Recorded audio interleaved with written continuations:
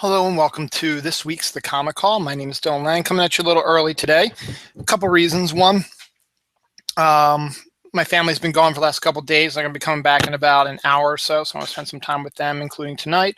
So I figured I may as well get this taken out of the way, and then that'd be that. Also, comic book fans out there, San Diego Comic-Con starts tonight at the preview night, so I figured, why not do a preview night myself of what books came out this week, and some good ones out there. And I figure may as well just get this done real quick, and maybe you guys can get your books sooner than later.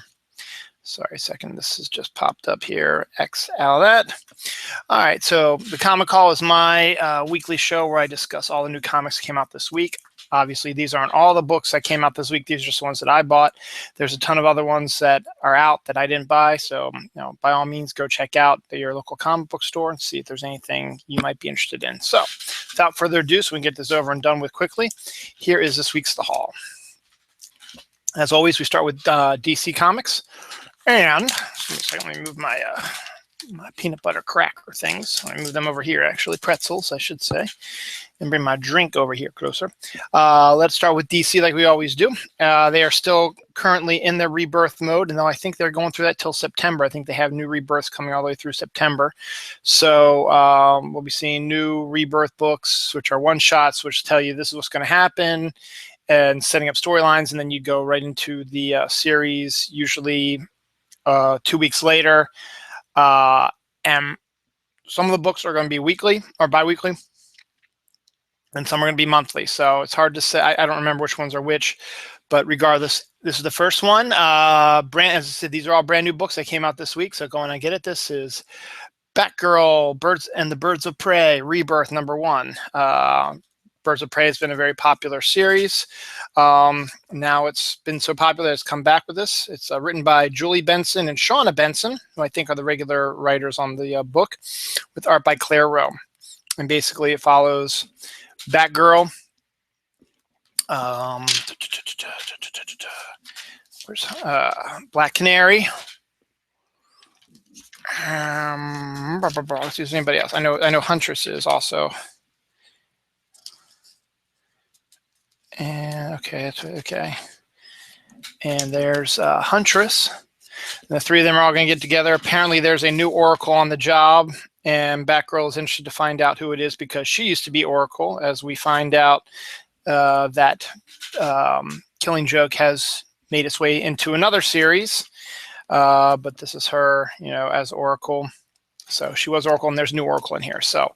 Brand new Batgirl, Birds of Prey, Rebirth #1. Check it out. Looks pretty good. I think the new series starts probably beginning of August or so. Let me see if I can see it in here. No, it starts August 17th. So the first issue. This one's a monthly, so the first issue starts on August 17th.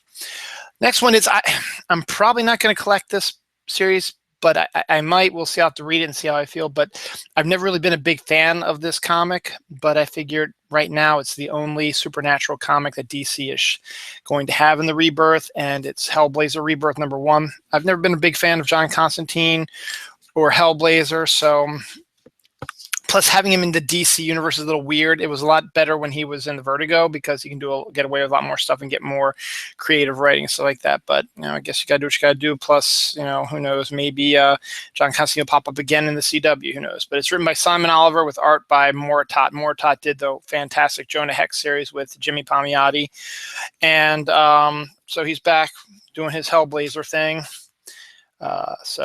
And Justin Graham, so I don't want to leave Justin out. He did a good job as well, writing Jonah Hex as well. So get the two of them together. It's fantastic. You get some appearances by Wonder Woman, Shazam. I think Swamp Thing makes an appearance or is mentioned at least. So Moritat gets to use, play with some of the DC Universe people, but it is the only supernatural book out there. I kind of missed Justice League Dark. I thought that was good. But Hellblazer's first issue will be out probably July 17th also. Let me see. No, actually it won't. It'll be out. I don't even see it on the list here for August. I'm probably just missing it. Yeah, it's the first issue is August 24th. So this one is going to be a monthly also. So both Birds of Prey, Batgirl and Birds of Prey, and Hellblazer are monthly. So you'll see them in August for the #1 issue. Speaking of #1, now we're done with the rebirths. Now we're back to regular series. A couple weeks ago, we had Justice League Rebirth. Well, guess what? Justice League #1's out this week. Written by Brian Hitch with art by Tony Daniel. Starting with a wonderful shot of Wonder Woman. Tony Daniel's artwork looks a little different in the Justice League this time around. I'm not exactly sure what it is from what he did before, but I still like it, and pretty impressive. And inks by Sandu Floria, who I think is his regular inker. So there's Simon and Jessica. The Green Lanterns are in it also. So they are basically continuing the story that started in Rebirth with the Kindred and continuing that there. So it's Justice League #1. Is out this week. That's bi-weekly, I think. So you'll probably start seeing more. Yeah, #2 is August 3rd. #3 is August 17th. So that's bi-weekly. So you'll see more of that in August. This series I've actually been enjoying immensely. I'm actually one of the only ones I've actually read all the way through. It's Green Lanterns #3, once again with Jessica and Simon Baz. This one's crazy because I guess when you're doing a bi-weekly, you're going to need to have a little extra help. And they have a hell of a lot of help here. Here we go. It's written by Sam Humphries. Pencils by Tom Derenick, Robson Roca, who's a regular artist on the series, Jack Herbert, and Neil Edwards, with inks by the classic Tom Palmer, Jay Leaston, Jack Herbert, and Keith Champagne, who's another good one. So we've got a whole bunch of different art styles in here, which I was looking through this earlier, and it really, it didn't jump. It had some moments that jumped out that made it a little weird. Here's the Red Lantern storyline is going crazy, and there's some more really good different artwork from everybody. And Simon Baz apparently has a new power, which is range. I'm not going to talk much about it because I want to surprise you, but he's showing some new powers with his Green Lantern ring. So I find that very fascinating. And hopefully it'll be good. And it ends on a cliffhanger, so we'll see what happens. And of course, they're having their arguments, but Green Lanterns has been a really excellent book, so I totally think you should check that out. So that's that one. Also, another really good one that's doing really well, which is again an issue 3 that has a bunch of different artists on it this time, or one different artist, I should say. Superman #3. Superman's been very good in the new Rebirth. It's written by Patrick Gleason and Peter Tomasi. This time the artwork is by Jorge Jimenez, which is quite a little different style, kind of Herbert Ramos style a little bit. But something bad happens at the end, which I'm not going to spoil, which kind of upset me.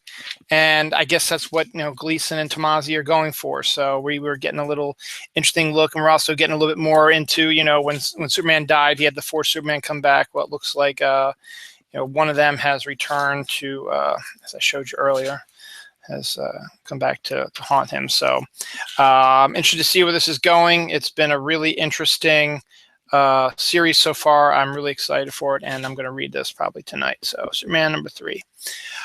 Batman #3 is out this week also. Tom King, David Finch, and Danny Mickey. We get the origin of the 2 new heroes in Gotham City. Has a very similar quality to Batman's origin. We also get a return of a villain that's people have been asking for a while. I'm not going to say who it is because I don't want to spoil it, but David Finch is doing some pretty good artwork, and he appears to be, this is the 3rd issue, so I thought he'd probably need some help backing him up, but apparently he doesn't. So Batman #3 right now, maybe that'll change down the line, but right now that's it. So that's it for the regular DCs. Through Vertigo, we've got, as I've talked about this series a ton of times, and I can talk about forever because it's a great series and you really need to read it. The newest issue of Astro City is out, #37. It's written by Kurt Busiek with art by Brent Anderson, covers by Alex Ross. Again, it looks like a pretty much self-contained story, which they do sometimes. They also do multiple story arcs. They've had a bunch of multiple story arcs, but now it looks like they're doing a little bit of history on Astro City, which is always fun to watch to see what happens with the history and of the characters and stuff like that. So Brent Anderson's back on artwork, which is great. I'm glad they're able to get it out monthly and give Brent a chance to do stuff. So Astro City number 37 is out today. That's what I'm always going to say. Go to your local comic store and buy the trades and read the trades of Astro City and get caught up, because it is a absolutely brilliant series. And also, this one has been very interesting as well.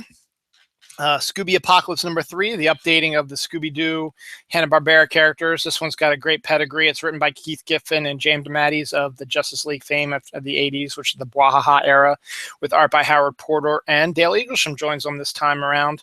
And that's fantastic also, because it's a really interesting series. I like the artwork. Howard Porter's artwork is good, and Keith Giffen and DeMatteis are really good storytellers. So it's really good to see a new take on the Scooby-Doo storyline, and a more up-to-date, current, contemporary aspect of it. So pretty good. Scooby Apocalypse number 3. That's Jim Lee cover, right? Yeah, that's a Jim Lee cover. So it looks a lot like it. After himself, it looks like. So that's it for DC. Marvel's very interesting this week. There's not a lot for me that I want to get this week. Marvel has a ton of books out, so if you've been a Marvel fan and you're interested in some of the other books out there, go ahead and get it. I just didn't, because I once again, I got to save money. I cut out a bunch of stuff. A New Adventures of Supergirl came out this week. Unfortunately, I'm sorry, I'm not going to get that anymore, because I got to cut, because spending more and more money that I can't afford to. So I gotta make cuts here and there. And there were some new independents out that I wanted to get as well, but I was like, I better not get started on them. But Marvel's interesting. I only got a couple of Marvel this week. Actually, I got 3 Marvel this week. This one wasn't going to be the first one I was going to talk about, but I was looking through it before the show. I was like, people who've seen my show before know that I'm not the biggest fan of Deadpool, but I'm a big fan of Spider-Man. But when you get the two of them together, it's always interesting. So you get Spider-Man Deadpool number 7 is out this week. But what's interesting about this is Jerry Dugan with Scott Koblish makes an issue of Spider-Man and Deadpool in the style of the Steve Ditko, Stan Lee version, and the whole comic is exactly like this. And it's a fantastic idea.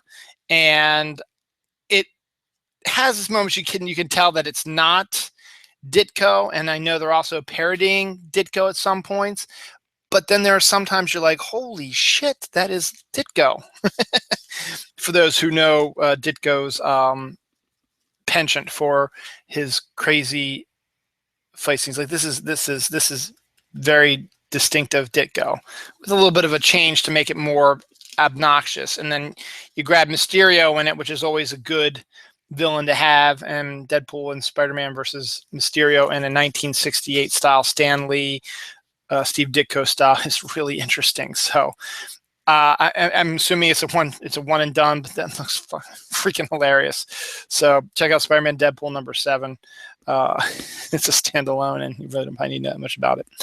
Nighthawk number 3. This is one of those that I might be getting close to finishing also, because I haven't really been following that much. But David Walker and special guest artist Martin Morazzo.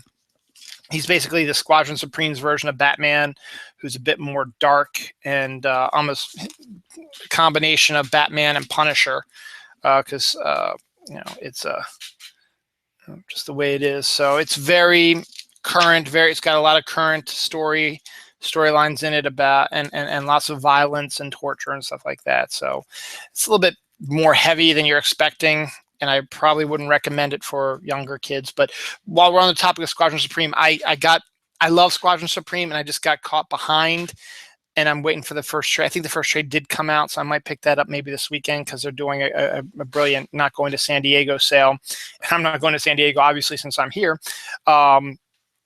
but I think I might pick that up and get a 50% off on the trade on that and get caught up on Squadron Supreme because I love it.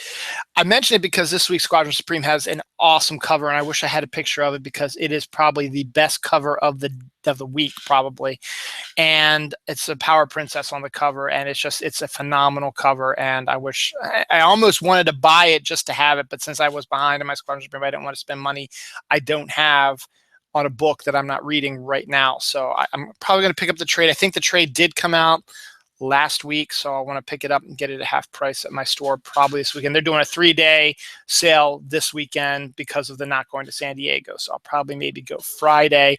Once I get paid, my wife gets paid, I might be able to slide in there and say, hey, cool, I can pick this up for half price. And finally this week, Black Widow is brilliant art. The team of Mark Waid and Chris Samney. I love Black Widow, and I love Scarlett Johansson's version of it, but I also love Chris Samney's artwork, and I love Mark Waid's writing, and it's very dense, and it's very, it's a very good book for Natasha. So congrats on that, and it's a dark story as well as you expect from Black Widow. So that's it for Marvel. Got a lot of independents and a lot of number ones this week.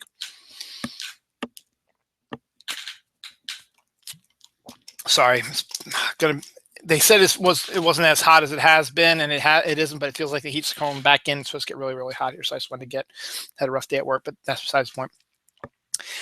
I've been waiting for this book for a while, and I talked about it a little bit. Archie Comics has been going absolutely crazy lately, and it all started with Afterlife with Archie. It actually started before then when they did Life with Archie, which was what Archie would be like after high school. He picked somebody to get married, he got a job, and he married either Betty or Veronica, I don't remember, and what happens after that. And so they decided, let's kill him off. So they killed him off. They also introduced the first gay character, made him very popular, and had his own series. And he's going to be getting his own series, I think. And the update of Archie, which is what they're doing now. But it all started with Afterlife with Archie, which is a great comic as well. Most recently, she came out a couple weeks ago, and I talked about it on a recent comic call. But that's about the zombie apocalypse that happens in Riverdale. So that's funny in that way. And then you've got the Riverdale TV show coming out. I think it's mid-season replacement, be out in 2017, which I think the ad is in here for it. Yeah, the ad is very Twin Peaks-esque. So we'll see if it's going to be kind of Twin Peaksy, and it might be interesting if it is. It turns out that way. And then they decided to update Archie for the 21st century. So they got Mark Waid, and I think Fiona Staples did the first couple, but now someone else is doing the artwork for Archie. So Mark Waid is writing Archie. Then they did a Jughead written by Chip Zdarsky of Sex Criminals fame. And now this one, when they announced it, this one was really exciting for me because of who is behind it. Betty and Veronica, which, as I said, I've never really been a big Archie fan, but when you throw Adam Hughes into it, it gets better. Adam Hughes wrote and drew Betty and Veronica. It's his first regular comic series that he's drawing in years. It might even be back to the Justice League days of the 90s. I don't even remember one that he's drawn, because he's always the type of artist who is very... it takes a while for him to draw just to make everything look good, because this is his cover, and he can draw his women very much like Frank Cho. Adam Hughes is a great drawer of women, and the fact that he's drawing this comic, and it's going to be bi-monthly, which is going to fit his schedule. So we're going to get this so we're only going to get 6 issues a year of this, but 6 issues of Adam Hughes artwork. Yeah, I buy it, and I'm going to. And then after this, there's going to be a Josie and the Pussycats. And then I keep forgetting what the gay character's name is. He's going to get his own series as well. And there's some other stuff down the line. But Betty and Veronica #1 is out today. 25 different covers. And my store had them all. And I wanted the Adam Hughes cover, which is the main cover. There's a bunch of others that are really, really good. Don't get me wrong. So if you want to get all 25 or a couple of them or whatever, I wanted to get my Adam Hughes one, and here's my Adam Hughes one. So Adam Hughes, Betty and Veronica #1. Now, I was looking through it, and it's like, his artwork style is a little different than I kind of remember it. And, you know, nothing wrong with it, because obviously he can still draw his women really good, but it's a little, oh, actually that's my wife. Hold on a second. Hello. Hey. Okay. We'll see you then. All right. Love you too. Bye. First time ever, a phone call you get to witness with me and my wife. Yay, the one viewer is like, what the hell is this? I want to talk about comics. Anyway, but yeah, it looks, his artwork, I mean, it doesn't quite look the same as I remember. But as I said, that's not a bad thing. It actually, I like how it looks. And it's it's very realistic and very much what I'm expecting. And I'm very, very excited to read this. So, you know, I love this. I love that panel. Oh my God, I love this panel. So Betty and Veronica, ooh, for all you guys out there, nice. CSY, for all you guys out there, Adam Hughes. But on top of that, it's also a strong female-oriented book.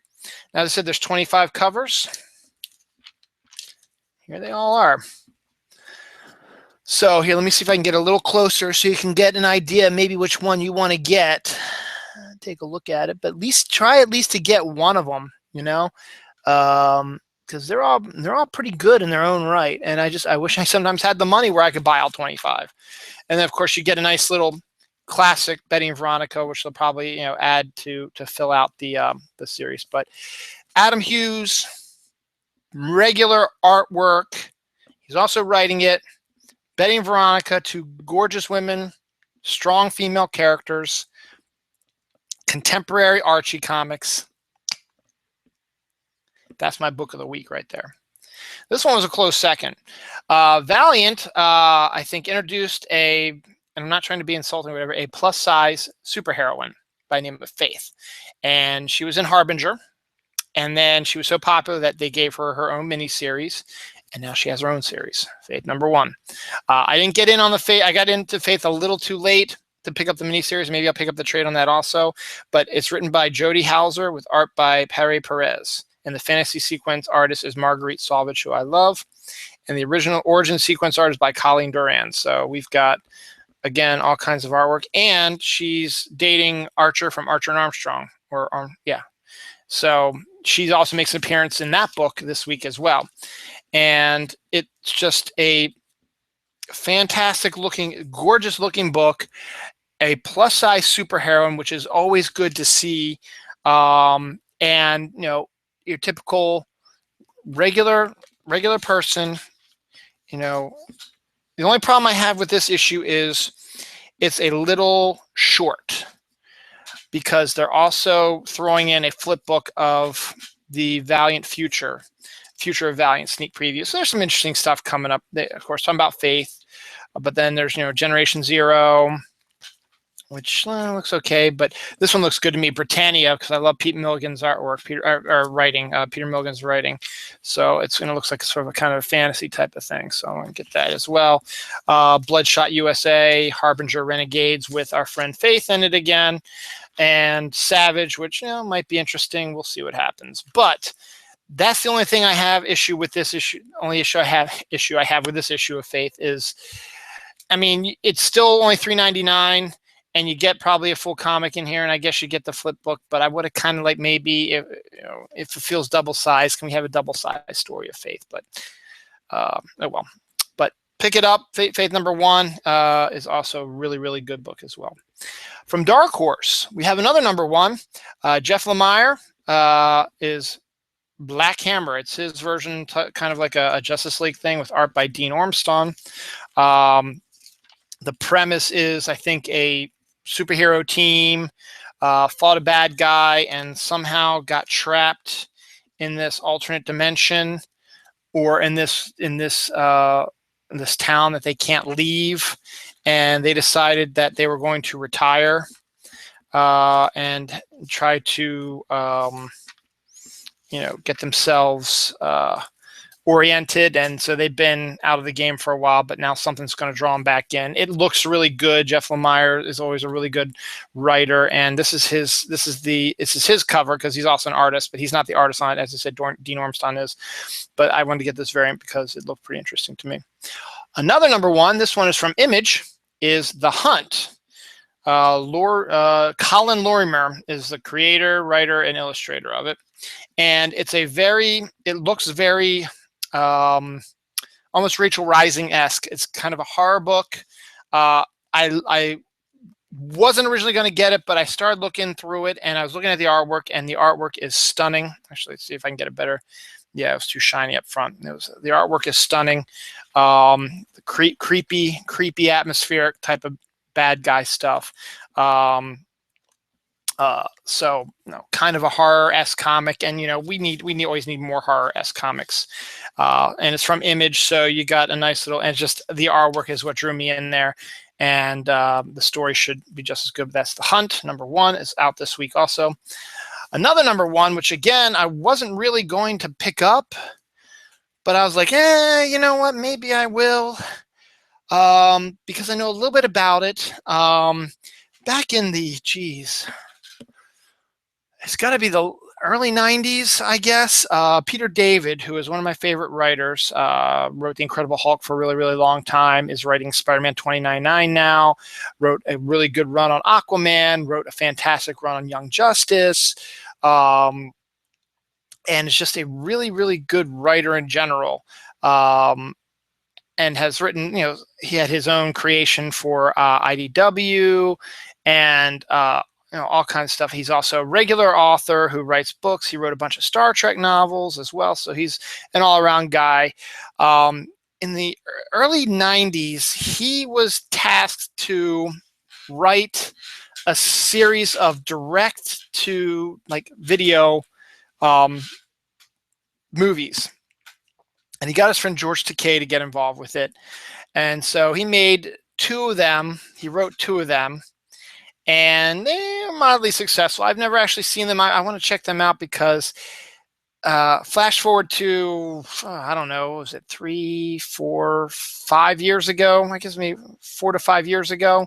Sci-Fi Network released a series called Defiance, and it lasted 3 seasons. The first season started off really slowly for me, seemed very kind of, I've seen it before, but then about halfway through it changed and it got good. The second season, it had its moments, but it sort of went like that. But the third season, which at the time I think they'd already they were writing it as if it was going to be their final season because Sci-Fi was not forthcoming about renewing it. So they wrote a self-contained 13-episode story, which tied up a lot of loose ends and then left some possible threads you could maybe leap on if you wanted to. But they tried very hard to wrap everything up, and it was an amazing final season. And it's really funny because also Sci-Fi with Being Human had the same issue. That was like a 4 seasons or whatever, and their final season also was probably one of the best as well. So they're really good at their final seasons when they do stuff like that. But Defiance was basically a Western set in like a post-apocalyptic America around St. Louis. And aliens and humans were trying to live side by side, but it was very, Old West style, no laws, there were prostitution and there were gun running and stuff like that. But there was also the law coming to try to save whatever. I bring that up because Oblivion was the series that Peter David wrote, the movies that Peter David wrote, that was basically also, you could say Firefly is a outer space Western, Oblivion is an outer space Western, and Defiance, though set on Earth, you could make a claim was kind of an outer space Western. So for whatever reason, Action Lab decided, what would make a good series? Let's bring Oblivion back. So they did with Oblivion #1. Now, what's really good about this is Tim Seeley's the writer. He's the one who wrote, I can't think of the one. It's the serial killer hunter, the woman whose mother was a serial killer, and she goes and Hack Slash. It was Hack Slash. So he wrote Hack Slash. and he's been writing some other stuff as well, but he is the one who's writing this. And artwork is by Romina Morinelli, and it's based on characters created by Peter David and Charles Band. And I wasn't going to get it, but then, you know, it's reminding me of Defiance, kind of, you know, introducing a outer space Western. So I figure, you know what, I like Defiance. I figure, why not give this one a try? Tim Seeley's a really good writer. I think he's a pretty good artist on his own right also. You've got prostitution in it, and S&M, and all kinds of fun stuff. And as I said, George Takei had a role in it. And I think this is his character. Is that his character? No, there's his character. There's George Takei's character right there. So he's making his way in here. And also, there's all the covers, and there's the George Takei cover, photo cover. So Oblivion #1, I got that just on a whim. I'll check it out. Hopefully it'll be good. It's got a good pedigree. Maybe they can get Peter David to come back on. Something Peter David wrote also that a lot of people know about is Dreadstar. He had a fantastic run on Dreadstar with Angel Medina. So check that out as well. I got 2 more, and then I'm done. And as my wife is going to be back in about half an hour probably. Next up is another series that I love to talk about a lot, and I think everybody should get into it. I'm a history major. I love history. I also love alternate history. Manifest Destiny #21 is an alternate history. Basically, it's Lewis and Clark. They go out west when they're searching out west, and you know the story. They go out west, they find mountains and Indians and wild animals and stuff like that, and they make their way out to California, and everything's good and fine, and we can westward ho, and we're going out there, and we're gonna, we became the United States. But what if, while they were out there, they actually discovered a bunch of supernatural, kind of crazy monster creatures? Because let's face it, at the time of this, no one except the Native Americans out there had ever known what's out there. So why not make it kind of a creepy sort of story? And it's a brilliant story. Chris Dingus, Matthew Roberts, Owen Gianni, they've done every book. I don't think they've had any substitutes or fill-ins. We also got Tony Akins and Stefano Gaudino are doing the inking this time around. So this one's about Bigfoot. This is the big storyline about Bigfoot and their version of Bigfoot. Artwork is gorgeous, and this is their version of Bigfoot. So not quite like the one we know and love, but for a series like Manifest Destiny, it's absolutely perfect. And so, you know, this one, as I was looking through it, paints the humans worse than the monsters.